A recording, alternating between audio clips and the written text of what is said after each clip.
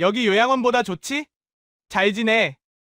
아들과 며느리는 냉담한 표정으로 어머니를 강제로 차에서 끌어내렸습니다. 요양원이라던 곳엔 간판도 불빛도 없었습니다. 차는 그대로 떠났습니다. 남은 건 방치된 펜션과 바람 소리뿐이었습니다. 그런데 어머니는 울지 않았습니다. 대신 조용히 주머니를 만졌습니다. 그리고 곧바로 누군가에게 전화했습니다. 아들과 며느리는 미친 듯이 다시 펜션으로 돌아갔습니다. 대체 무슨 전화를 했길래 아들은 돌아올 수밖에 없었을까요? 그리고 어머니의 주머니 속에는 무엇이 있었을까요? 시작하기 전 구독, 좋아요로 함께 해주세요. 그럼 바로 시작하겠습니다. 차는 산길 끝에서 갑자기 멈췄습니다. 엔진 소리가 뚝 끊기자 세상이 한순간 비어버린 듯 조용해졌습니다. 바람이 나뭇잎을 스치고 어디선가 새 한 마리가 울다 말았습니다. 한정희는 조수석 창문에 이마를 기댄 채 천천히 눈을 떴습니다. 방금 전까지 덜컹거리던 차체의 흔들림이 멈추자 오히려 심장이 더 크게 흔들렸습니다. 다 왔어. 운전석의 아들 서준호는 시동을 끄며 말했습니다. 목소리엔 피곤함이나 죄책감 같은 건 없었습니다. 마치 택배를 문 앞에 내려놓고 도착했습니다라고 말하는 사람처럼 딱딱하고 건조했습니다. 한정희는 창밖을 바라봤습니다. 요양원이라던 곳엔 간판도 안내 표지판도 출입을 알리는 불빛도 없었습니다. 대신 산자락 아래로 한때 누군가 웃고 떠들었을 법한 건물 한 동이 보였습니다. 간판이 떼어져 나간 자리만 하얗게 남아 있었고 외벽은 비에 씻겨 색이 바랬습니다. 창문은 깨진 곳도 있었지만 대부분은 닫혀 있었습니다. 다만 커튼이 한 장도 걸려 있지 않아 안쪽 객실들이 텅 빈 듯 검게 보였습니다. 준호야, 여기가 어디니? 목소리는 작았습니다. 떨렸지만 애써 담담한 척했습니다. 평생을 그랬습니다. 힘든 일을 겪어도 자식 앞에선 울음부터 삼키는 사람. 준호는 대답하지 않았습니다. 고개를 숙인 채 휴대폰 화면만 톡톡 건드렸습니다. 그때 조수석 문이 먼저 열렸습니다. 며느리 이민지가 먼저 내려 문을 쾅 닫았습니다. 주변을 훑어보고는 얼굴을 찡그렸습니다. 아, 냄새. 진짜 여기가 뭐예요? 민지는 손으로 코를 가리며 트렁크로 걸어갔습니다. 그리고 트렁크를 열자마자 기다렸다는 듯 낡은 보따리 하나를 꺼냈습니다. 오래된 천으로 묶인 보따리였습니다. 매듭은 여러 번 고쳐 묶은 흔적이 있었고 천은 군데군데 해져 있었습니다. 민지는 그걸 펜션 현관 쪽 데크로 툭 던졌습니다. 쿵! 보따리가 나무 바닥에 부딪히며 굴러갔고 매듭이 살짝 풀리면서 안에 옷자락이 삐져나왔습니다. 한정희는 그 광경을 말없이 바라봤습니다. 가슴속에서 무언가가 쿵하고 내려앉는 느낌이 들었습니다. 준호가 차에서 내렸습니다. 문을 닫는 소리도 필요 이상으로 거칠었습니다. 조수석 쪽으로 돌아오더니 문을 벌컥 열었습니다. 그리고 씁쓸한 웃음을 지었습니다. 웃음이라기보다 비웃음에 가까웠습니다. 요양원보다 좋지? 공기 엄청 좋잖아. 준호야, 요양원이 여기니? 한정희가 묻자 준호는 짜증이 확 올라온 얼굴로 한숨을 내쉬었습니다. 엄마, 그만해. 이제 그만 내려. 나 몸도 안 좋고 여긴 사람이. 말이 끝나기도 전에 준호는 안전벨트를 풀어주는 대신 어머니의 팔을 거칠게 잡아당겼습니다. 손가락이 살을 파고드는 힘이었습니다. 아야, 준호야. 몸이 앞으로 쏠렸습니다. 중심을 잡으려 손을 뻗었지만 준호의 힘이 더 빨랐습니다. 그 순간 민지가 반대편에서 성큼 다가오더니 어머니의 어깨를 밀었습니다. 아, 좀 빨리 좀요. 시간 없어요. 두 사람의 손에 떠밀리듯 한정희는 차 밖으로 끌려 나왔습니다. 발이 땅에 닿기도 전에 균형이 무너졌고 무릎이 꺾이며 그대로 흙바닥으로 떨어졌습니다. 쿵! 몸이 바닥에 부딪히는 소리가 산속에 울렸습니다. 숨이 턱 막혀 한동안 말을 잇지 못했습니다. 손바닥엔 흙이 묻고 무릎은 덜덜 떨렸습니다. 차가운 흙이 옷을 타고 스며드는 느낌이 들었습니다. 그 위로 준호의 목소리가 떨어졌습니다. 이게 최선이야. 요양원 한 달에 몇백씩 내면 우리가 어떻게 살아? 민지가 팔짱을 끼고 툭 던지듯 말했습니다. 그리고 혹시라도 내려올 생각하지 마세요. 우리 동네 사람들 보면 진짜 창피해요. 괜히 소문나면 어쩌려고요. 한정희는 바닥에 앉은 채 준호를 올려다봤습니다. 아들의 얼굴엔 온기가 없었습니다.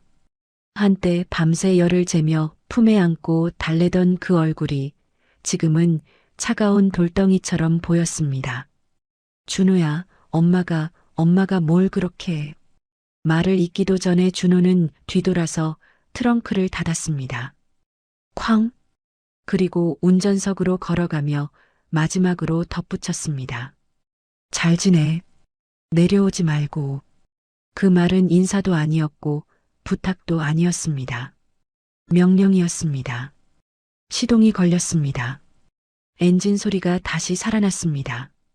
차가 움직이자 흙먼지가 일었고 먼지가 눈가와 입가로 날아들었습니다. 한정희는 손등으로 입을 가렸습니다. 준호야. 하지만 준호는 돌아보지 않았습니다. 민지도 마찬가지였습니다. 차는 산길 아래로 내려가며 점점 작아졌고 소리는 멀어졌습니다. 완전히 사라졌습니다. 남은 건 바람 소리와 바스락거리는 나뭇잎 소리, 그리고 데크 위에 덩그러니 놓인 보따리뿐이었습니다. 펜션 건물은 가까이서 보니 더 적막했습니다. 현관문 손잡이는 녹이 슬었고 안내판이 있었을 자리에 못자국만 남아 있었습니다. 창문 너머로 보이는 객실들은 불이 꺼진 채 마치 숨을 멈춘 방들처럼 고요했습니다. 한정희는 천천히 숨을 골랐습니다. 무릎을 짚고 일어나려 했지만 다리에 힘이 들어가지 않았습니다. 잠깐 눈을 감았다 뜨자 펜션 복도 쪽으로 이어진 유리문 너머로 어둠이 길게 누워 있었습니다. 그때 아주 작게, 정말 작은 목소리로 중얼거렸습니다. 그래, 여기 공기 참 좋네. 체념처럼 들렸지만 이상하게도 울음이 섞이지 않았습니다. 한정희는 몸을 일으켜 데크 쪽으로 천천히 걸었습니다. 그리고 낡은 바지 안쪽 주머니를 아주 조심스럽게 더듬기 시작했습니다. 마치 오래전부터 오늘을 준비해왔다는 사람처럼. 차 소리가 점점 멀어지더니 마침내 끊겼습니다. 산은 아무 일도 없었다는 듯 고요했습니다. 바람이 불 때마다 나뭇잎이 바스락거렸고 멀리서 새 한 마리가 짧게 울었습니다. 한정희는 마루 앞에 서 있었습니다. 흙먼지가 아직 공중에 떠 있었고 그 먼지가 햇살에 비쳐 희뿌옇게 반짝였습니다. 그 먼지 속으로 아들의 차가 사라졌습니다. 완전히 흔적도 없이. 정희는 한참을 그 자리에 그대로 서 있었습니다. 누군가가 울어도 된다고 말해주기라도 하면 울 수 있을 것 같았지만 그런 사람은 여기 없었습니다. 울음은 나오지 않았습니다. 눈물샘이 고장난 것처럼 건조했습니다. 아니, 어쩌면 이미 오래전에 다 써버린 걸지도 몰랐습니다. 정희는 천천히 고개를 돌려 폐업한 별채를 바라봤습니다. 깨진 유리창, 반쯤 기울어진 문, 잡초가 무릎까지 올라온 마당. 사람이 살 수 있는 곳이 아니라 사람이 버려지는 곳 같았습니다. 공기 좋다. 정희는 자신도 모르게 중얼거렸습니다. 아까 준호가 웃으며 던졌던 말이 떠올랐습니다. 요양원보다 낫다고 했던 말. 그 말이 우스워서가 아니라 그 말 속에 담긴 것이 너무 선명해서 정희는 입술을 한번 꾹 다물었습니다. 그때 마루 위에 던져진 보따리가 눈에 들어왔습니다. 낡은 옷가지 몇 벌이 흘러나와 바람에 살짝 들썩였습니다. 정희는 무릎을 굽혔습니다. 관절이 뻐근하게 울렸지만 표정은 바뀌지 않았습니다. 정희는 보따리를 끌어당겼습니다.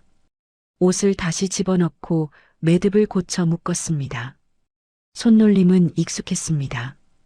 평생을 정리하면서 살아온 사람처럼 누군가가 던지고 떠난 것들을 다시 주워 담고 가지런히 맞추고 티나지 않게 숨기는 일. 정희는 잠시 손을 멈추었습니다. 바람이 목덜미를 스쳤습니다. 얇은 작업복 사이로 한기가 스며들었습니다. 춥네. 정희는 팔을 문질렀습니다. 그리고 자연스럽게 낡은 작업복 안쪽 주머니로 손을 넣었습니다. 손끝에 종이의 각이 닿았습니다. 딱딱한 봉투. 겉면이 오래 만져져 거칠게 달아 있었습니다. 정희는 봉투를 꺼내지 않았습니다. 꺼내서 펼쳐보는 건 마치 마지막 확인을 하는 것 같아서였습니다. 정희는 이미 확인이 끝난 사람이었습니다. 정희는 고개를 들어 하늘을 올려다봤습니다. 구름 한 점 없는 맑은 하늘. 그 아래 이 조용한 산. 누가 보면 휴양지라고 착각할 만큼 평화로웠습니다. 정희는 그 평화가 오히려 차갑다고 느꼈습니다. 정희는 천천히 마루에 앉았습니다. 낡은 나무가 삐걱하고 울었습니다. 정희는 무릎 위에 두 손을 올려놓고 잠시 눈을 감았습니다. 준호의 얼굴이 떠올랐습니다. 어릴 때 열이 나던 날 작은 손으로 엄마 옷자락을 잡고 울던 모습, 학교 앞에서 도시락을 들고 기다리던 정희의 모습, 새벽마다 시장과 식당을 오가며 돈을 모으던 손, 그 모든 시간이 한 줄로 이어져 지금 이 산속에 도착한 것 같았습니다. 정희는 눈을 떴습니다. 그리고 아주 작게 그러나 또렷하게 말했습니다. 그래, 끝났구나. 그 말은 체념이 아니었습니다. 결심이었습니다. 정희는 다시 주머니 속 봉투를 만졌습니다. 봉투 안에는 두꺼운 서류가 들어 있었습니다. 신탁이라는 단어, 수익자라는 단어, 권한정지라는 문구가 적힌 종이들, 그리고 맨 위에는 짧은 메모가 끼워져 있었습니다. 긴급 연락, 오태욱 변호사. 정희는 봉투에서 메모만 살짝 꺼내 보았습니다. 손글씨는 단정했고 종이는 여러 번 접었다 편 흔적이 있었습니다. 정희는 바지 주머니에서 오래된 휴대폰을 꺼냈습니다. 화면은 작았고 버튼은 달아 있었고 켤 때마다 짧은 진동음이 났습니다. 정희는 번호를 천천히 눌렀습니다. 손이 떨리지 않았습니다. 망설임도 없었습니다. 신호음이 한 번, 두 번, 그리고 정중한 목소리가 들렸습니다. 네, 한정희 선생님. 정희는 숨을 한 번 고르고 말했습니다. 나야. 지금 약속한 곳에 왔어. 잠시 정적이 흐르더니 상대방의 호흡이 바뀌는 게 느껴졌습니다. 혹시 혼자 계십니까? 정희는 담담히 대답했습니다. 그래, 혼자야. 무슨 일이? 정희는 말을 끊지 않았습니다. 대신 천천히 단호하게 말했습니다. 이제 진행해. 정해둔 순서대로. 상대는 잠시 말을 잃은 듯 했지만 곧 낮게 대답했습니다. 알겠습니다. 확인되는 즉시 조치에 들어가겠습니다. 정희는 전화를 끊지 않은 채 마당을 바라봤습니다. 잡초 사이로 난 좁은 길, 준호가 내려갔던 그 길이었습니다.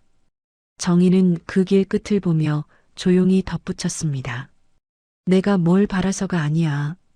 목소리는 낮았지만 흔들리지 않았습니다. 사람은 어디까지 할 수 있는지 끝까지 봐야 하거든. 정희는 전화기를 천천히 내려놓았습니다. 그리고 봉투를 다시 주머니 깊숙이 넣었습니다. 바람이 다시 불었습니다. 정희는 마루에 앉은 채로 아주 오래 숨을 들이마셨습니다. 공기는 정말 맑았습니다. 하지만 정희는 그 맑음 속에서 더 이상 기다림의 냄새를 맡지 않았습니다. 정희는 천천히 일어났습니다. 보따리를 들고 별채 안으로 들어가려다 잠시 멈춰 섰습니다. 그리고 뒤를 한번 돌아봤습니다. 길은 여전히 비어 있었습니다. 누구도 오지 않았습니다. 정희는 아주 작은 목소리로 말했습니다. 준호야, 이번엔 내가 정리한다. 그리고 정희는 문 안으로 들어갔습니다. 낡은 문이 삐걱이며 닫혔고 산속은 다시 고요해졌습니다. 차가 산길을 빠져나오자 포장도로가 다시 나타났습니다.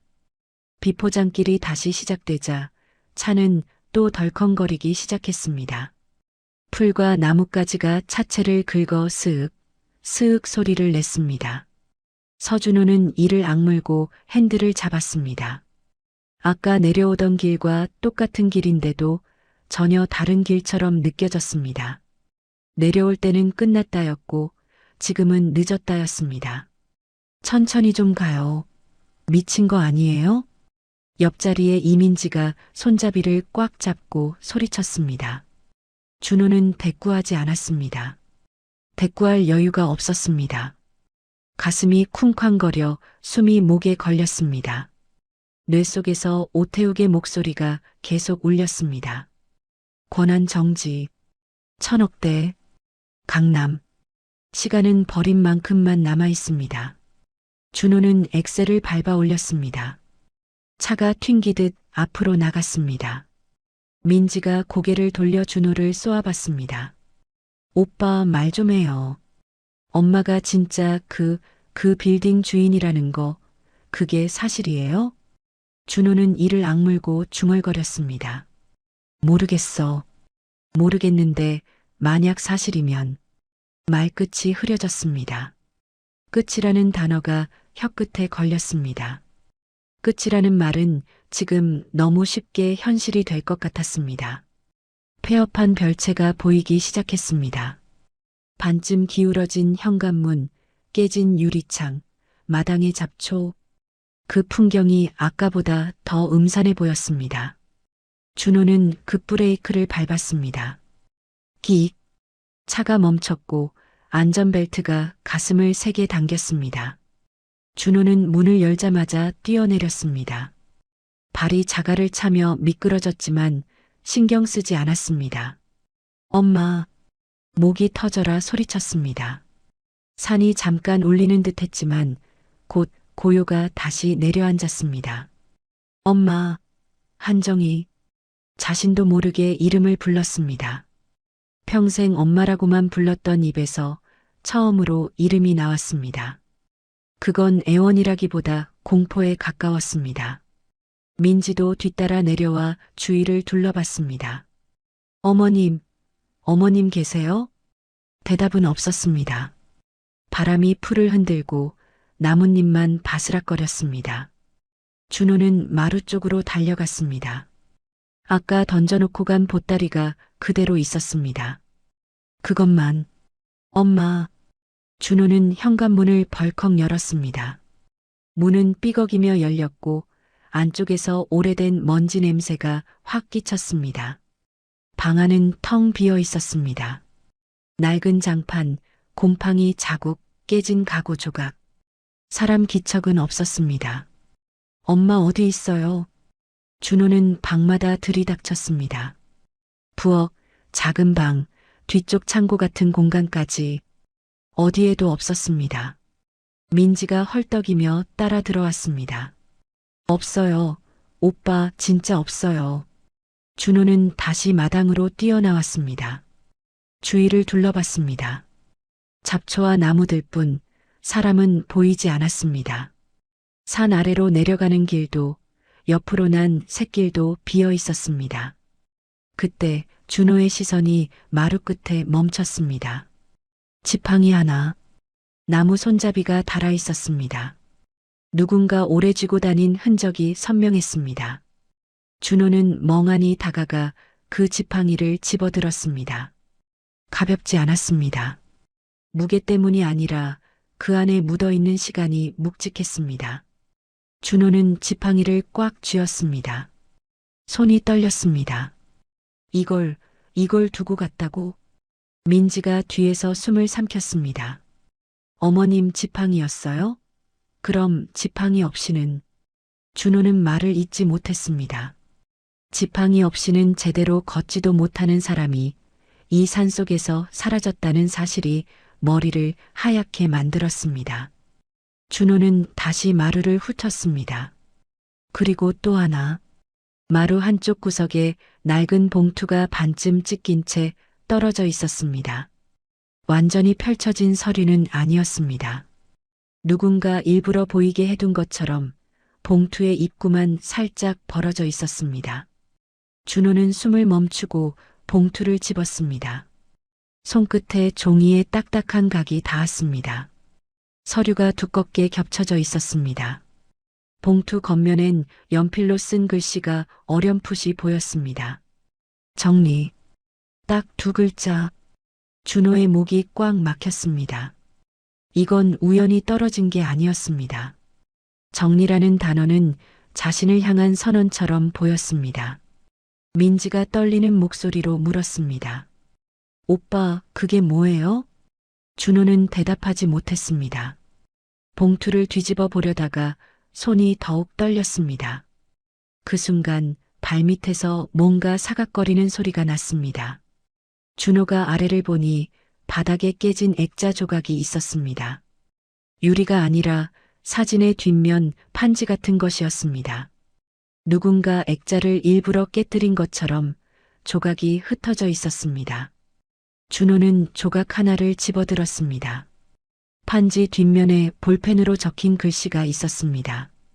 흔들린 글씨, 급하게 쓴 것 같은 글씨. 엄마를 버린 날 너는 끝났다.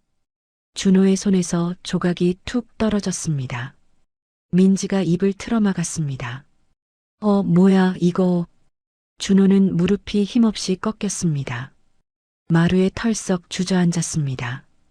지팡이가 손에서 굴러 떨어졌습니다. 엄마. 목소리가 떨렸습니다.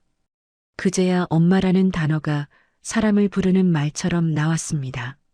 하지만 이미 늦었습니다. 산은 여전히 고요했습니다. 대답은 없었습니다. 민지가 준호의 어깨를 흔들었습니다. 오빠 일어나요. 찾으러 내려가야죠. 경찰 부를까요? 준호는 허공을 보며 중얼거렸습니다. 엄마가 나를 버렸어. 무슨 소리야, 오빠가 어머님을. 준호는 민지를 똑바로 봤습니다. 눈이 빨갛게 충혈돼 있었습니다. 내가 버렸으니까 엄마도 나를 버린 거야. 그 순간 준호의 휴대폰이 다시 울렸습니다. 따르릉. 준호는 떨리는 손으로 폰을 집었습니다. 화면엔 같은 번호가 떠 있었습니다. 오태욱 변호사. 준호는 숨을 삼키고 전화를 받았습니다. 여보세요. 변호사님, 저 어머니가 안 계세요. 지금 여기 왔는데. 오태욱의 목소리는 차가웠습니다. 법률 문장처럼 단단했습니다. 알고 있습니다. 준호의 얼굴이 일그러졌습니다. 알고 계시다고요? 그럼 어머니는 어디? 오태욱은 감정을 섞지 않고 말했습니다. 한정희 선생님께서는 방금 떠나셨습니다. 떠나셨다니요? 어디로요? 잠깐의 침묵 후 오태욱이 한마디를 더했습니다. 서준호 씨의 어머니가 아니라는 뜻입니다. 준호의 머리가 멍해졌습니다. 그게 무슨... 오태욱이 말을 끊었습니다. 이미 말씀드렸습니다. 절차는 시작됐고 되돌릴 수 없습니다. 잠깐만요. 제발 한 번만. 기회는 오래 있었습니다. 오태욱의 목소리는 단호했습니다. 서준호 씨는 그 기회를 전부 버리셨습니다. 뚝. 전화가 끊겼습니다. 준호는 폰을 내려다봤습니다. 화면은 꺼져가고 있었습니다. 폰이 아니라 자신의 인생이 꺼지는 것 같았습니다. 준호는 입술을 벌렸지만 소리가 나오지 않았습니다. 민지가 떨리는 목소리로 물었습니다. 오빠, 우리 이제 어떡해요? 준호는 대답하지 못했습니다. 마루 위에 남겨진 건 보따리, 지팡이, 찢긴 봉투, 그리고 정리라는 단어뿐이었습니다. 산바람이 다시 불었습니다. 나뭇잎이 흔들렸습니다. 그리고 준호는 그 바람 속에서 어머니가 정말로 떠났다는 걸 알았습니다. 폐가에서 내려오는 길은 더 길게 느껴졌습니다. 차 안엔 말이 없었습니다. 서준호는 운전대를 쥔 손에 힘이 풀리지 않았습니다. 손바닥엔 땀이 흥건했고 손가락 끝은 차갑게 굳어 있었습니다. 옆자리에 이민지는 창밖만 봤습니다. 입술을 깨물고 숨을 얕게 쉬었습니다. 무슨 말을 꺼내도 모든 게 무너질 것 같아서 둘 다 침묵을 택한 얼굴이었습니다. 준호의 머릿속엔 정리라는 두 글자만 반복해서 맴돌았습니다. 엄마를 버린 날 너는 끝났다. 그 문장이 목에 걸려 숨이 제대로 쉬어지지 않았습니다. 도시가 가까워질수록 오히려 더 불안했습니다. 집으로 돌아가면 모든 게 예전처럼 있을 것 같기도 했고 아무것도 없을 것 같기도 했습니다. 차가 아파트 단지 입구에 들어섰습니다. 늘 보던 경비실, 늘 보던 차단기. 그런데 그 익숙함이 오늘은 이상하게 차갑게 느껴졌습니다. 준호는 주차장에 차를 대고도 한동안 내리지 못했습니다. 시동을 꺼야 하는데 손이 움직이지 않았습니다. 민지가 먼저 문을 열었습니다. 오빠, 일단 집부터 들어가 보자. 준호는 무겁게 고개를 끄덕였습니다. 두 사람은 엘리베이터를 탔습니다. 버튼을 누르자 평소처럼 삑 소리가 났습니다. 그 평범한 소리 하나가 준호에겐 마지막 호흡처럼 들렸습니다. 현관 앞에 섰습니다. 준호는 비밀번호를 눌렀습니다. 삐삐. 비밀번호가 틀렸습니다. 준호는 멈칫했습니다. 뭐야, 내가 잘못 눌렀나? 한 번 더, 또 한 번 더. 삐삐. 세 번째도 틀렸습니다. 민지가 준호를 쳐다봤습니다. 오빠, 비번 바뀐 거 아니에요? 아니야. 그럴 리가.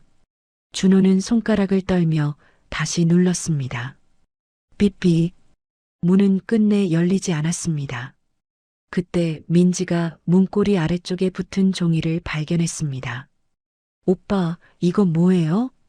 민지가 종이를 떼어냈습니다.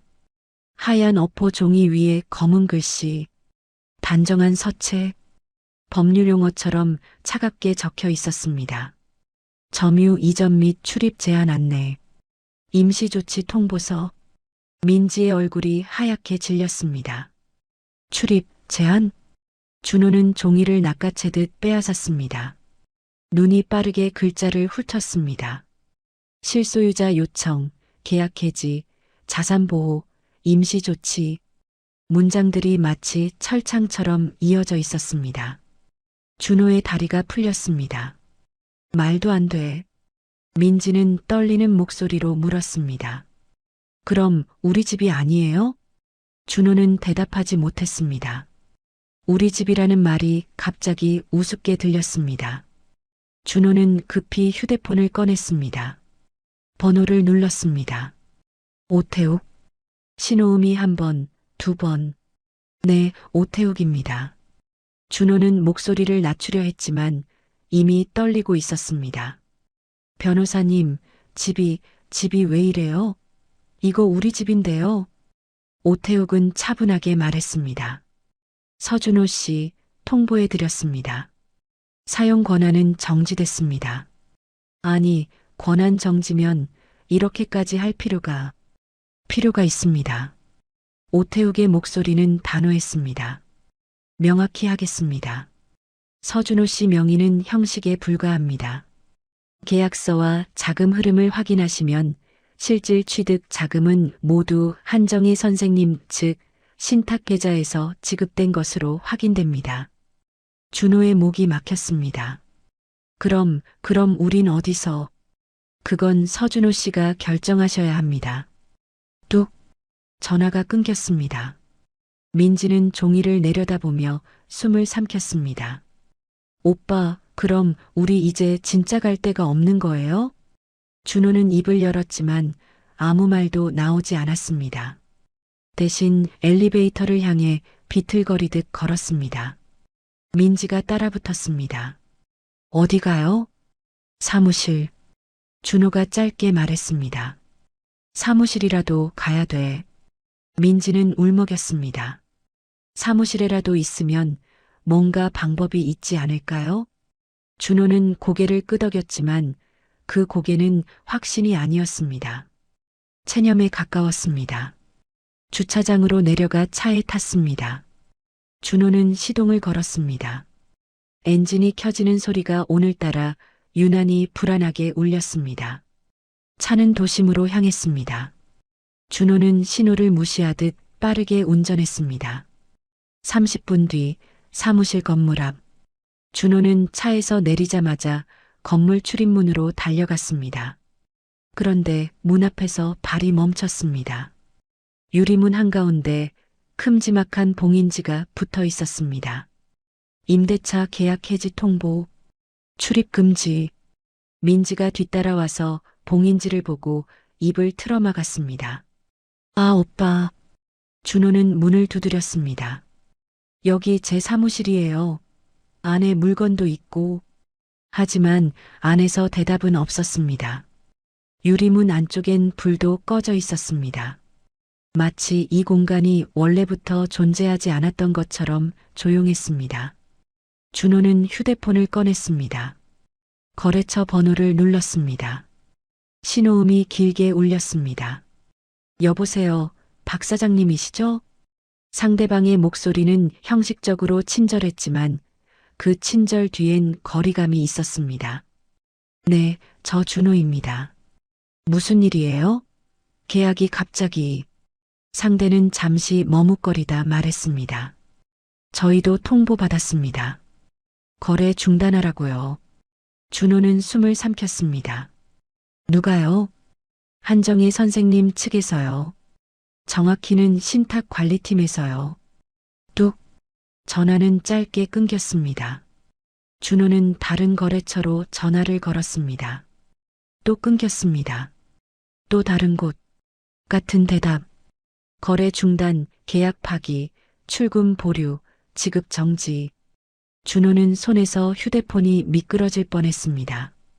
민지가 얼굴을 부여잡고 웅크렸습니다. 오빠, 우리 진짜 끝난 거 아니에요? 준호는 대답하지 못했습니다. 대신 은행 앱을 켰습니다. 계좌를 확인했습니다. 거래 제한, 출금 불가, 지급 승인 대기. 준호는 눈을 질끈 감았습니다. 동결. 민지가 떨리는 목소리로 물었습니다. 우리 돈 얼마 있어요? 준호는 지갑을 꺼냈습니다. 현금을 세었습니다. 7만 원, 2만 원, 그리고 동전 몇 개. 민지도 지갑을 뒤졌습니다. 10,000원짜리 한 장. 둘이 합쳐도 10만 원이 채 안 됐습니다. 민지가 입술을 깨물었습니다. 이걸로 어떻게 살아요? 준호는 그제야 똑바로 현실을 봤습니다. 집도 사무실도 계좌도 자신이 믿었던 것들은 모두 빌려 쓰던 것이었습니다. 그 순간 준호의 휴대폰이 다시 울렸습니다. 처음과 같은 번호. 오태욱. 준호는 떨리는 손으로 전화를 받았습니다. 여보세요. 오태욱의 목소리는 여전히 차분했습니다. 그러나 그 차분함이 더 잔인하게 들렸습니다. 서준호 씨, 추가로 안내드립니다. 차량도 동일한 구조입니다. 사용 제한이 걸릴 예정입니다. 가능한 한 빨리 정리하시죠. 준호의 얼굴이 굳었습니다. 차까지요? 네. 오태욱은 마지막으로 한마디를 덧붙였습니다. 이제 서준호 씨께 남은 건 본인 스스로의 삶뿐입니다. 뚝. 전화가 끊겼습니다.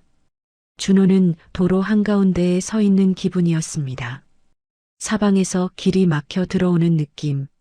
민지는 고개를 숙이고 울기 시작했습니다. 울음은 소리 없이 어깨만 떨렸습니다. 준호는 하늘을 올려다봤습니다.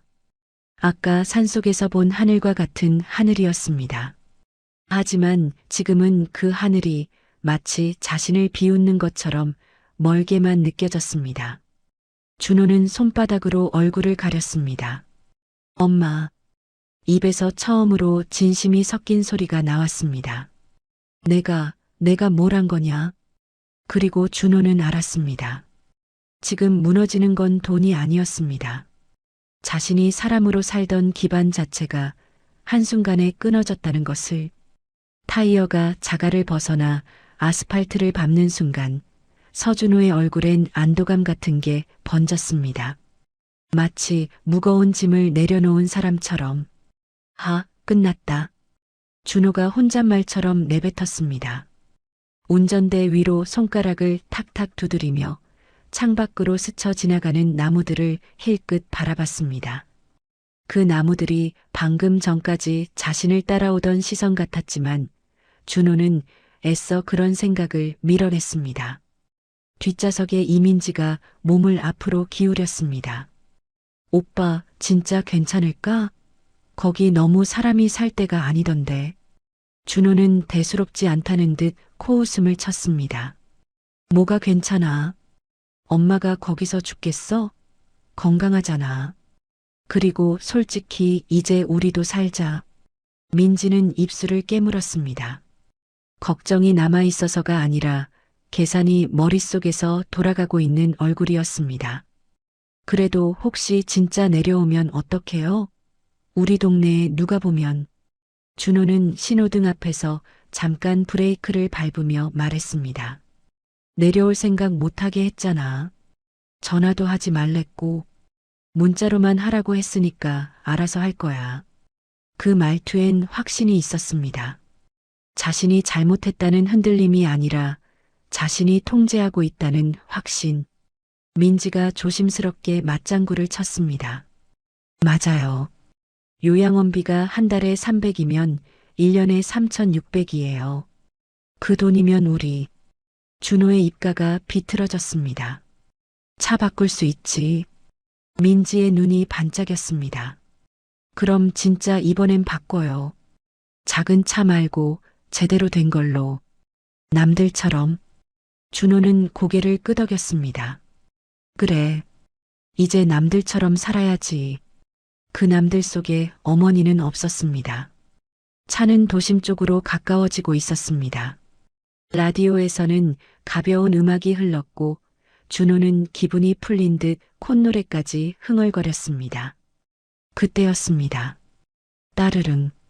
휴대폰이 울렸습니다. 준호는 조수석 선반 위에 던져둔 폰을 집었습니다.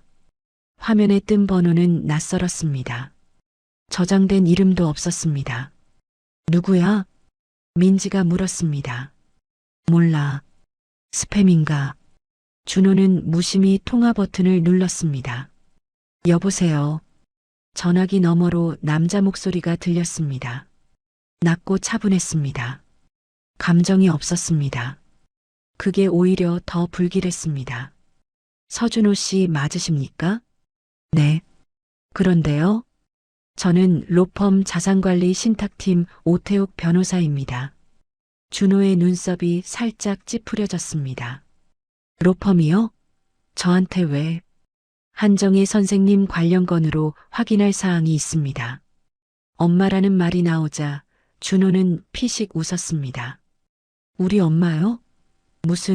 또 무슨 일인데요? 지금 바쁜데. 오태욱의 목소리는 변하지 않았습니다. 서준호 씨, 지금부터 말씀드리는 내용은 녹취되고 있습니다.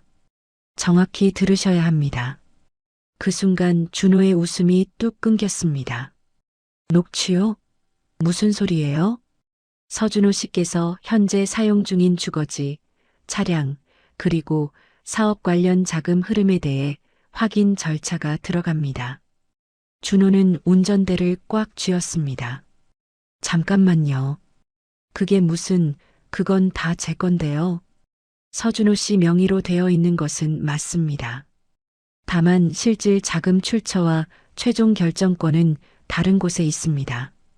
민지가 준호의 얼굴을 쳐다봤습니다. 준호는 손바닥으로 조용히 하라는 듯 민지 쪽을 막았습니다. 계속 말씀하세요. 오태욱은 종이를 넘기는 소리를 내며 한 박자 쉬고 말했습니다. 오늘부로 한정혜 선생님 측 요청에 따라 서준호 씨에게 부여되었던 모든 사용 권한이 정지됩니다. 준호의 목이 마른 듯 침을 삼켰습니다. 권한 정지요? 무슨 권한? 오태욱의 목소리는 더 또렷해졌습니다.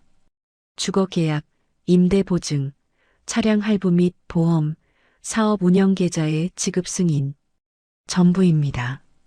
준호가 소리쳤습니다. 아니, 그게 말이 됩니까? 엄마가 뭘 안다고 그런.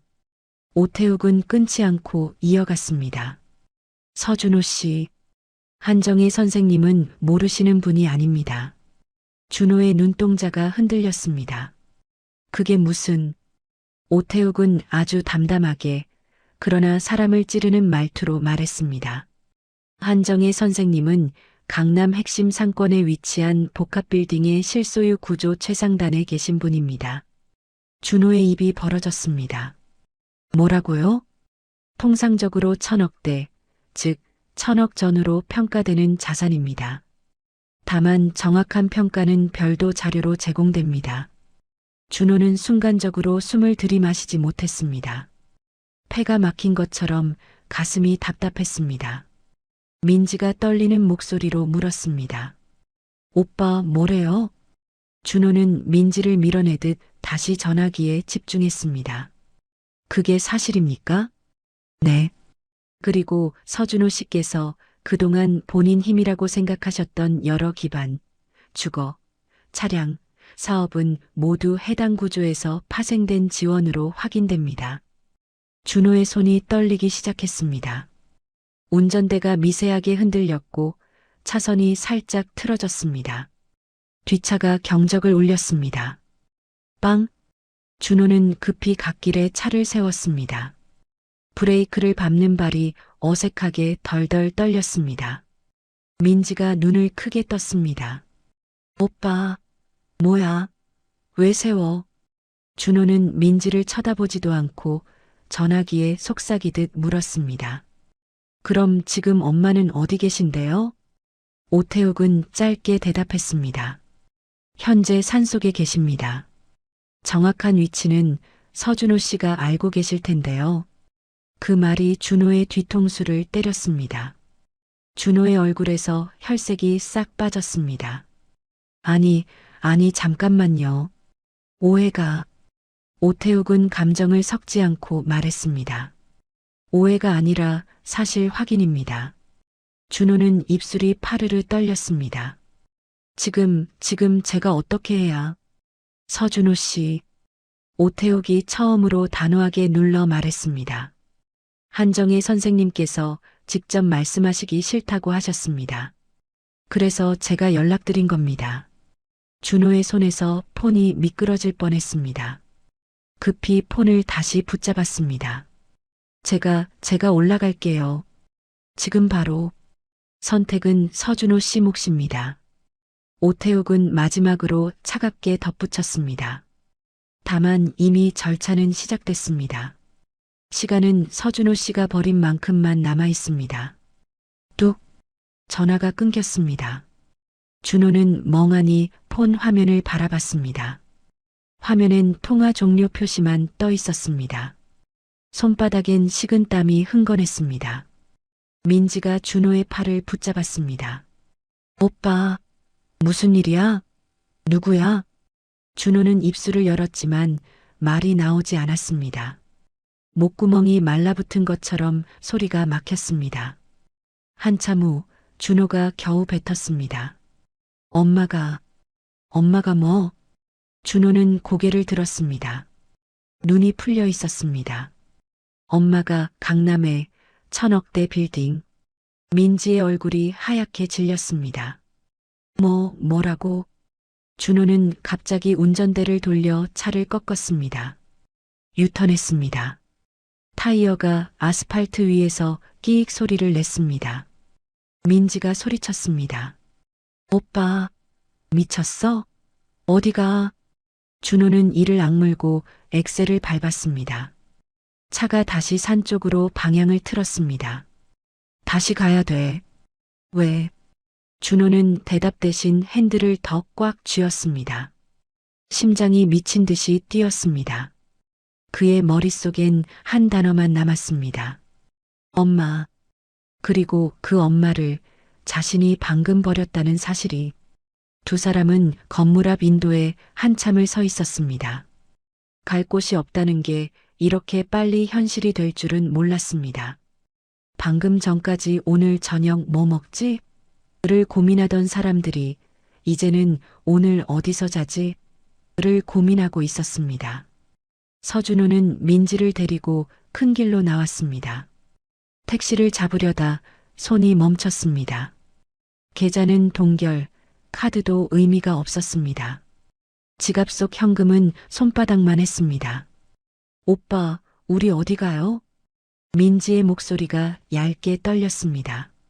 준호는 대답 대신 눈앞의 간판들을 훑쳤습니다. 찜질방, 고시원, 모텔. 그 중에서도 가장 싸 보이는 찜질방 앞에서 발이 멈췄습니다. 오늘은 여기서 자자. 민지는 입술을 깨물었습니다. 여기서? 준호가 고개를 끄덕였습니다. 오늘만, 진짜 오늘만. 둘은 찜질방에 들어갔습니다. 카운터에 돈을 내는 순간 준호는 이상한 기분이 들었습니다. 돈을 낸다는 행위가 아니라 사람이 내려가는 소리가 들리는 기분이었습니다. 락커에 옷을 넣고 얇은 찜질복으로 갈아입었습니다. 민지는 바닥에 앉자마자 한동안 움직이지 못했습니다. 눈만 깜빡였습니다. 준호는 매트에 등을 붙였다가 바로 일어났습니다. 눕고 싶지 않았습니다. 누우면 끝날 것 같았습니다. 새벽이 되자 민지가 낮게 울기 시작했습니다.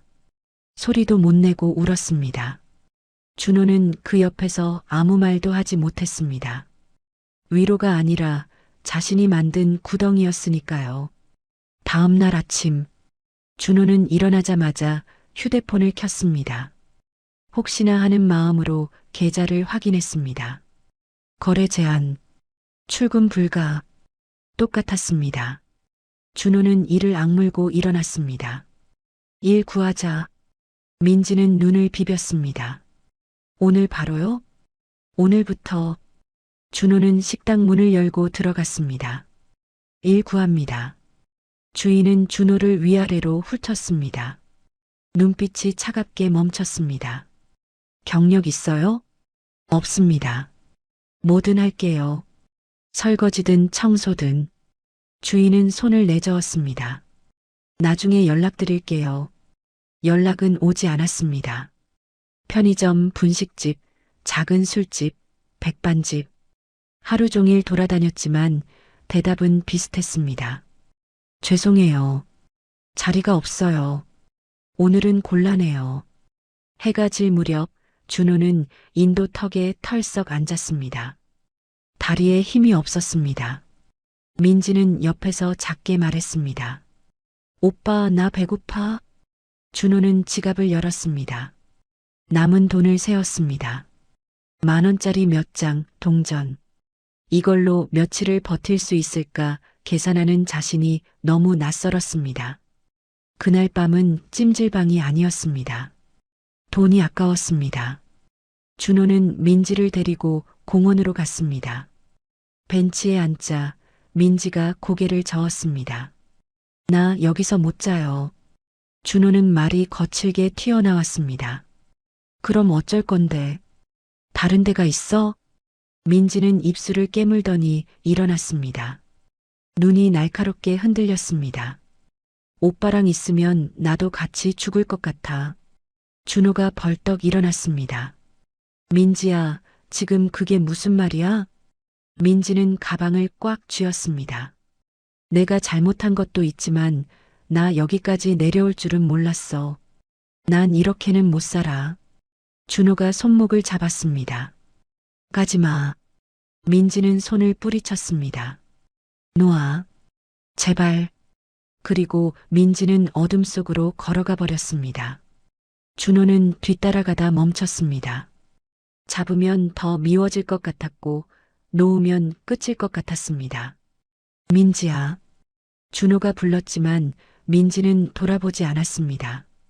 그날 밤 준호는 혼자 벤치에서 잤습니다.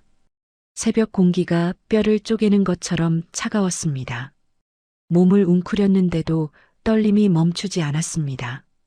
아침이 되자 준호는 눈을 떴습니다. 목이 말랐습니다. 입안이 썼습니다. 주머니를 뒤졌습니다. 남은 돈은 더 줄어 있었습니다. 그때 공원 끝에서 한 사람이 보였습니다. 허리가 굽은 할머니가 리어카를 끌고 있었습니다. 손에 장갑도 없이 박스를 주워 담고 있었습니다. 준호는 그 모습을 한참 바라보다가 자신도 모르게 다가갔습니다. 저기요. 할머니가 고개를 들었습니다. 준호를 한번 훑어보고 말했습니다. 뭐야? 준호는 목소리를 낮췄습니다. 이거 하면 돈 돼요? 할머니가 콧방귀를 뀌었습니다. 하루 종일 해도 10,000원이야. 준호는 고개를 끄덕였습니다. 어떻게 시작해요? 할머니가 리어카를 턱으로 가리켰습니다. 고물상 가면 빌려줘. 근데 젊은 사람이 왜 이걸 해? 준호는 대답하지 못했습니다. 돈이 없어서라고 말하면 너무 초라했고 배우려고라고 말하면 너무 늦었습니다. 준호는 고물상으로 갔습니다. 리어카를 빌려 끌고 나오는 순간 사람들이 쳐다봤습니다. 준호는 처음엔 고개를 들고 걷다가 시선이 닿는 순간 고개를 숙였습니다. 창피하다. 그 말이 목에서 나왔을 때 준호는 멈췄습니다. 그리고 문득 생각했습니다. 엄마도 이랬을까? 사람들의 시선에 밀려 고개를 숙이고 손이 트고 허리가 휘도록 일하면서도 아들이 창피해할까봐 더 낡은 옷을 입고 더 조용히 살았던. 준호는 한 번, 2번 박스를 주었습니다. 허리가 아팠습니다. 3번째쯤 주었을 때 손바닥이 까졌습니다. 종이 모서리에 살이 찢기듯 스쳤습니다. 피가 맺혔습니다. 준호는 손바닥을 보며 멍하니 웃었습니다. 웃음이 아니라 숨이 새는 소리였습니다. 엄마 손도 이랬겠지. 하루 종일 리어카를 채웠습니다. 햇빛이 지고 나서야 고물상에 도착했습니다. 주인이 저울에 올려 무게를 쟀습니다. 27,000원. 준호는 봉투처럼 접힌 지폐를 받았습니다. 손에 쥔 돈이 너무 가벼워서 오히려 심장이 더 무거워졌습니다. 준호는 편의점에서 삼각김밥 하나를 샀습니다. 벤치에 앉아 한 입 베어 물었습니다. 이상하게도 맛이 없었습니다. 목이 메었습니다. 하지만 씹었습니다. 씹어야 했습니다. 그날 밤 준호는 혼자 벤치에 누워 하늘을 봤습니다. 별이 떠 있었습니다. 그 별빛 아래서 준호는 처음으로 진짜로 깨달았습니다. 돈이 사라진 게 문제가 아니었습니다. 엄마를 사람으로 보지 않았던 자신이 문제였습니다. 준호는 눈을 감고 아주 작은 목소리로 말했습니다. 엄마, 미안해. 대답은 없었습니다.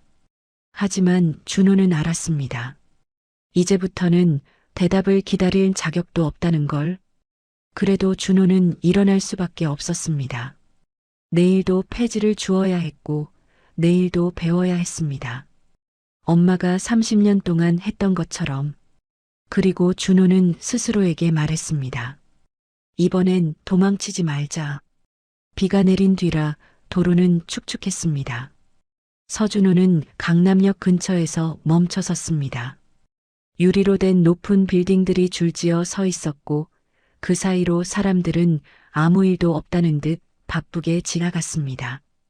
준호는 그 사람들 틈에서 한참을 서 있다가 고개를 들었습니다. 눈앞에 해성타워가 있었습니다. 건물 외벽에 비친 하늘이 반짝였고 로비는 대리석처럼 차갑게 빛났습니다. 엄마가 여길. 준호는 그 생각만으로도 숨이 막혔습니다. 일주일 동안 그는 땅을 보며 살았는데 이 건물은 하늘을 향해 서 있었습니다. 준호는 주머니 속을 더듬었습니다. 구겨진 봉투 하나. 그 안에 현금 10만 원이 들어 있었습니다. 폐지를 주우며 손이 찢기고 허리가 꺾이도록 버텨서 모은 돈이었습니다. 큰 돈이 아니었습니다. 하지만 준호에게는 처음으로 빌린 게 아닌 돈이었습니다. 준호는 로비로 들어갔습니다. 경비원이 다가와 손을 들었습니다. 어디로 오셨어요? 준호는 고개를 숙였습니다. 예전 같으면 짜증부터 냈을 경비원의 목소리였는데 오늘은 그저 정당한 질문처럼 들렸습니다. 한정희 회장님을 뵙고 싶습니다. 경비원의 눈빛이 변했습니다. 준호의 낡은 옷, 수염, 손의 상처, 숨길 수 없는 냄새. 경비원은 한숨을 내쉬었습니다. 예약 있으세요? 없습니다. 하지만 꼭 뵙고 예약 없으면 안 됩니다. 그리고 여기. 경비원이 준호의 어깨를 가볍게 막았습니다. 여긴 아무나 들어오는 곳 아닙니다. 준호는 입술을 깨물었습니다. 그 말이 과거의 자신에게 돌아온 것 같았습니다. 엄마는 우리 동네 망신이야라고 말하던 자신에게. 준호는 한 걸음 물러났습니다. 알겠습니다. 로비에서 나왔습니다. 하지만 돌아가지 않았습니다. 옆골목으로 돌아 직원 출입구가 보이는 곳에 섰습니다. 비 맞은 바람이 차가웠고 몸은 떨렸지만 준호는 꼼짝하지 않았습니다. 1시간, 2시간. 사람들이 몇 번씩 지나갔습니다. 저녁이 가까워질 무렵 검은 정장을 입은 남자가 출입구로 나왔습니다. 준호는 순간 알아봤습니다. 오태욱. 준호는 본능처럼 달려갔다가 스스로 속도를 줄였습니다. 급하게 달려드는 모습이 또 달라지는 건 돈 때문처럼 보일까봐. 변호사님. 오태욱이 준호를 보더니 눈살을 찌푸렸습니다. 서준호 씨. 저 회장님을 뵙고 싶습니다. 오태욱은 준호를 잠시 바라보다가 한숨을 아주 얕게 내쉬었습니다. 거부하셨습니다. 준호의 어깨가 내려앉았습니다. 압니다. 그래도 전해야 할 게 있어서요. 준호는 주머니에서 구겨진 돈을 꺼냈습니다. 비에 조금 젖은 지폐가 손바닥에서 떨렸습니다. 이걸 드리고 싶습니다. 오태욱은 돈을 보며 눈빛이 더 차가워졌습니다. 그걸로 뭘 하시려는 겁니까? 준호는 고개를 저었습니다. 돈으로 뭘 하려는 게 아닙니다. 오태욱이 짧게 비웃었습니다. 그럼요? 준호는 목구멍이 뜨거워지는 걸 느꼈습니다. 하지만 참고 천천히 말했습니다. 제가 깨달았다는 걸요. 오태욱은 잠시 말이 없었습니다. 준호는 손바닥에 상처를 보여주듯 주먹을 쥐었다 펴며 이어갔습니다. 일주일 동안 바닥에서 살았습니다. 폐지 주었고 벤치에서 잤고 찜질방에서도 못 잤습니다. 그게 별거 아닌 줄 알았어요. 그냥 못난 사람들이 하는 줄 알았어요. 준호의 목소리가 떨렸습니다. 근데 엄마는 그걸 30년을 하신 거잖아요. 손이 트고 허리가 휘고 그래도 웃으면서 나는 그걸 보고도 창피하다고만 했고. 오태욱이 준호를 똑바로 바라봤습니다. 그래서요. 용서받고 싶습니까? 준호는 잠시 멈췄습니다. 네라고 하면 거짓말일 것 같았고 아니오라고 하면 너무 비겁할 것 같았습니다. 준호는 고개를 숙였습니다. 용서받을 자격 없다고 압니다. 오태욱이 한마디 던졌습니다. 자격 없는데 왜 오셨죠? 준호는 천천히 고개를 들었습니다. 그냥 알려드리고 싶어서요. 엄마가 얼마나 대단한 사람인지, 그리고 제가 얼마나 못난 놈이었는지. 오태욱은 표정이 변하지 않았습니다. 그 말이 회장님께 무슨 도움이 됩니까? 준호는 한참을 생각하다가 솔직하게 말했습니다. 도움 안 될 겁니다. 준호는 웃었습니다. 웃음이라기보다 숨이 새는 소리였습니다. 그래도 제가 해야 할 말 같아서요. 이 말도 못하면 저는 진짜 끝이니까. 오태욱은 잠시 침묵했습니다. 그리고 준호의 손에 들린 10만 원을 보더니 고개를 저었습니다. 회장님이 원하시는 게 돈일까요? 준호는 천천히 고개를 흔들었습니다. 아니요. 오태욱이 낮게 물었습니다. 그럼 뭡니까? 준호의 눈이 젖어들었습니다.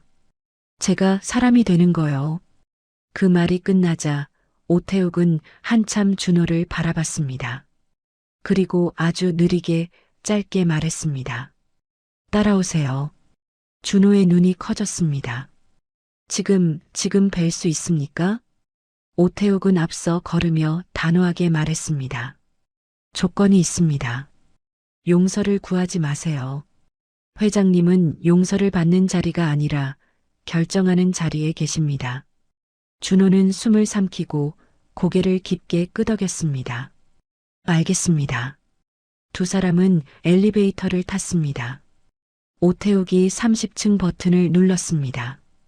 거울에 비친 준호의 모습은 초라했습니다. 하지만 이상하게도 그 모습이 처음으로 진짜처럼 느껴졌습니다. 딩! 문이 열렸습니다. 조용한 복도 끝에 큰 문이 있었습니다. 오태욱이 노크했습니다. 똑똑! 들어와. 낮고 단단한 목소리. 준호는 그 목소리에 심장이 덜컥 내려앉았습니다. 문이 열렸습니다. 넓은 집무실, 큰 창, 강남의 불빛, 그리고 책상 뒤에 앉아있는 한정희. 정돈된 머리, 검은 정장, 흔들림 없는 자세. 산속에서 보던 작업복의 엄마는 어디에도 없었습니다. 준호는 문턱에서 멈춰 섰습니다. 정희는 서류를 보고 있었습니다. 고개를 들지 않은 채 말했습니다. 용건만 말해. 준호는 목소리가 나오지 않았습니다. 숨을 한번 들이마시고 천천히 걸어 들어갔습니다. 주머니에서 구겨진 돈을 꺼냈습니다. 그리고 조심스럽게 책상 위에 올려놓았습니다. 정희가 그 돈을 봤습니다. 눈빛이 아주 조금 움직였습니다. 이게 뭐니? 준호는 고개를 숙였습니다. 제가 번 돈입니다. 정희가 냉정하게 웃었습니다. 10만 원? 준호는 고개를 끄덕였습니다. 네. 일주일 동안 제 손으로 번 돈입니다. 정희는 서류를 덮었습니다. 그리고 준호를 똑바로 봤습니다. 그 눈빛엔 사랑도 미움도 없었습니다. 그저 사람을 평가하는 눈빛이었습니다. 웃기는 소리 하지 마. 정희의 목소리는 단호했습니다. 넌 내게서 수억을 받아갔어. 그게 내 입에서 돈이라는 단어로 나오니. 준호는 이를 깨물었습니다. 눈물이 올라왔지만 삼켰습니다. 용서를 구하지 않겠다고 했습니다. 구하면 또 자기 중심이 될 것 같았습니다. 준호는 고개를 들었습니다. 알아요. 정희의 눈이 가늘게 좁혀졌습니다. 알면서 왜 왔어? 준호는 한 박자 쉬고 말했습니다. 말해야 할 것 같아서요. 정희는 차갑게 물었습니다. 뭘?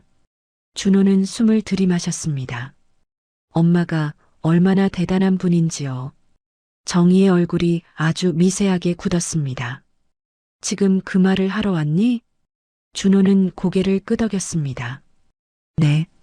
정희는 의자에서 일어나 창가로 걸어갔습니다. 강남의 불빛이 아래로 펼쳐져 있었습니다. 그래서 어쩌라고? 정희가 창밖을 보며 말했습니다. 준호는 조용히 대답했습니다. 아무것도 바라지 않습니다. 정희가 천천히 돌아봤습니다. 그럼 왜 무릎을 꿇어? 준호는 그제야 자신이 무릎을 꿇고 있다는 걸 알았습니다. 어느 순간 몸이 먼저 내려가 있었습니다. 준호는 고개를 숙인 채 말했습니다. 제가 엄마를 버렸습니다. 정희의 손이 옆에서 가볍게 떨렸습니다. 아주 잠깐. 하지만 정희는 금세 다시 단단해졌습니다. 알았으니 이제 가. 정희의 목소리는 차가웠습니다. 용서는 안 해. 준호는 고개를 끄덕였습니다. 알아요. 준호는 천천히 일어났습니다. 문 쪽으로 걸어가다 멈췄습니다. 손잡이를 잡고 뒤돌아봤습니다. 엄마. 정희는 대답하지 않았습니다. 창밖을 다시 보고 있었습니다. 준호는 짧게 조용히 말했습니다. 엄마가 사신 것처럼 살아보겠습니다. 정희의 어깨가 아주 작게 흔들렸습니다. 준호는 더 말하지 않았습니다. 문을 열고 나갔습니다. 문이 닫히는 소리가 조용히 울렸습니다. 정희는 한참 동안 창밖을 바라봤습니다. 그제야 책상 위에 10만 원을 천천히 집어들었습니다. 구겨진 지폐에 땀과 비와 어쩌면 눈물 같은 게 묻어 있었습니다. 정희는 아주 낮게 중얼거렸습니다. 늦었지만 그 말 뒤는 이어지지 않았습니다. 하지만 정희의 눈가가 처음으로 아주 천천히 붉어지고 있었습니다. 그리고 창밖의 불빛은 여전히 차갑게 반짝였습니다. 새벽 4시 50분. 알람이 울리기 전에 서준호는 눈을 떴습니다. 몸이 먼저 깨어나는 시간이었습니다. 벤치에서 자던 시절, 추위에 깨던 습관이 남아 있었고, 설거지 물에 손이 불던 날들이 몸속에 박혀 있었습니다. 준호는 고시원 방에서 천천히 일어났습니다.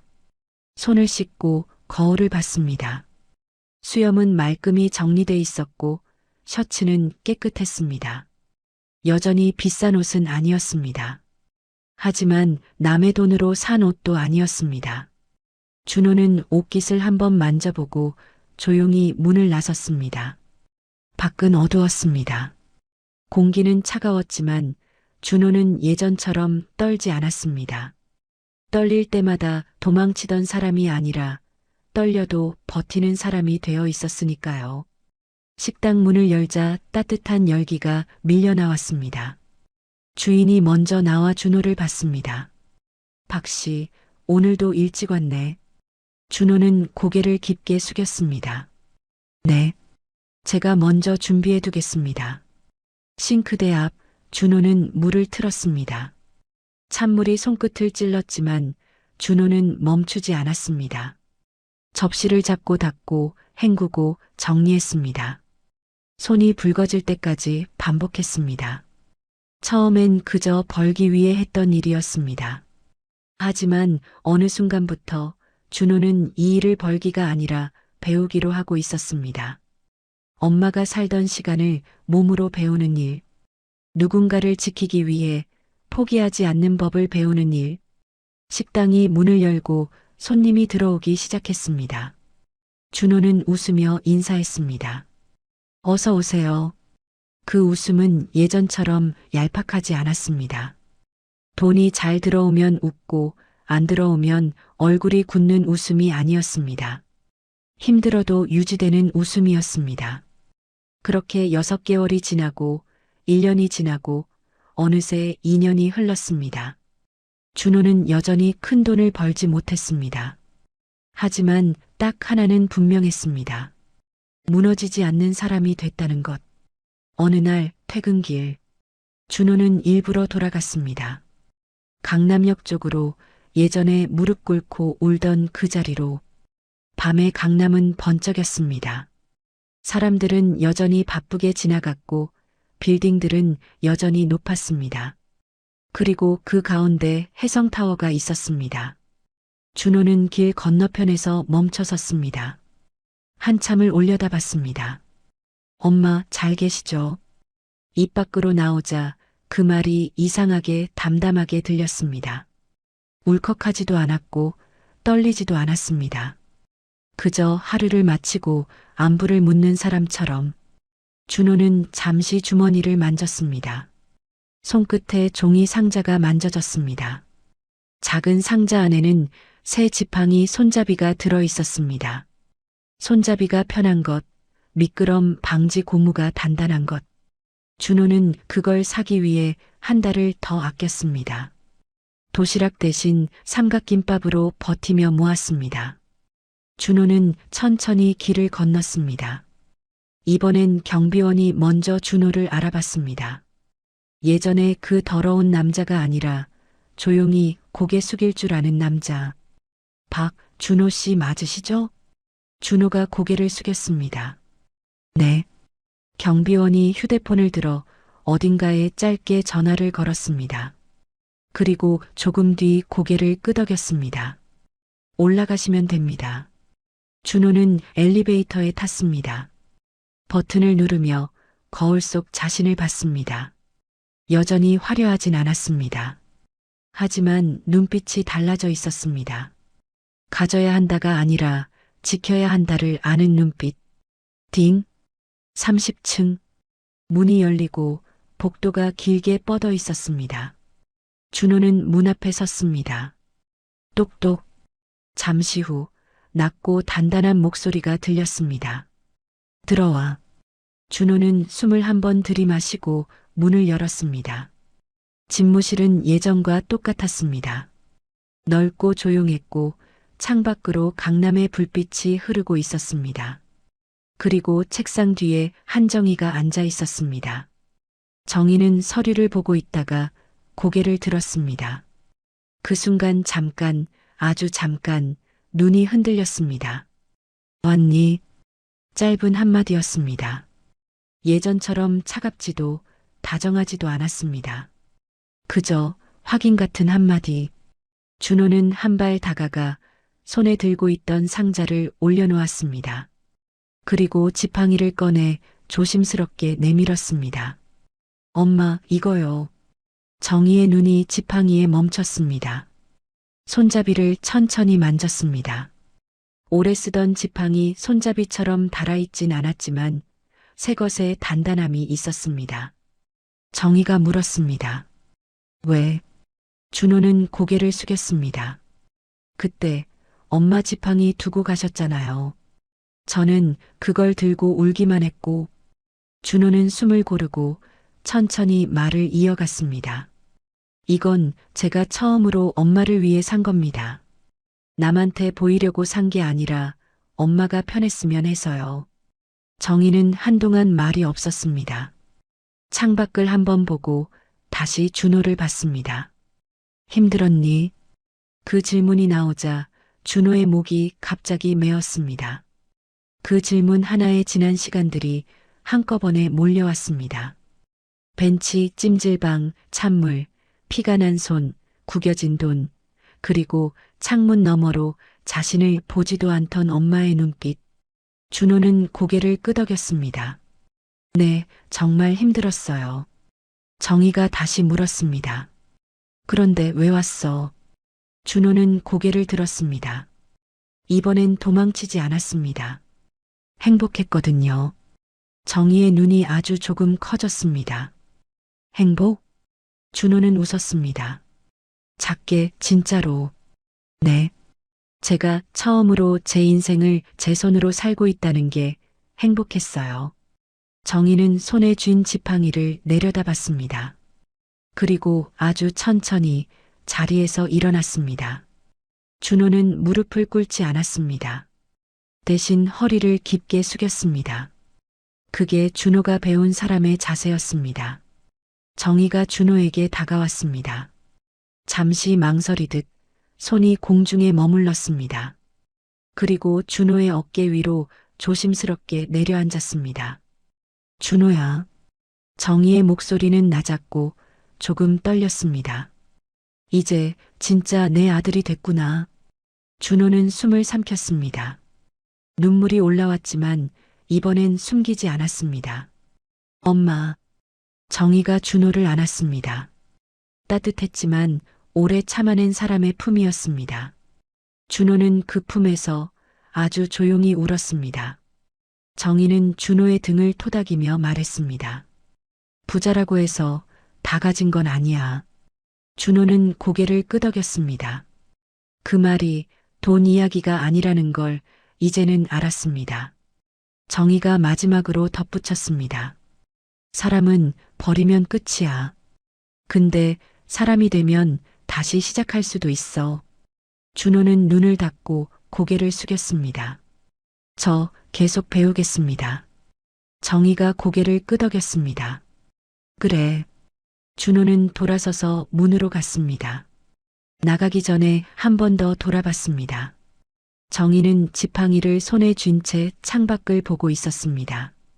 그 모습이 여전히 단단했지만 이전과는 달랐습니다.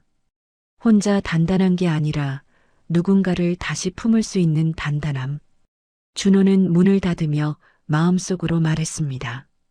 진짜 부자는 돈이 아니라 사람을 버리지 않는 사람이구나. 문이 닫혔고 복도는 조용해졌습니다. 하지만 준호의 가슴은 오랜만에 따뜻했습니다. 그리고 다음 날 새벽 준호는 또 일어날 것입니다. 식당으로 갈 것입니다.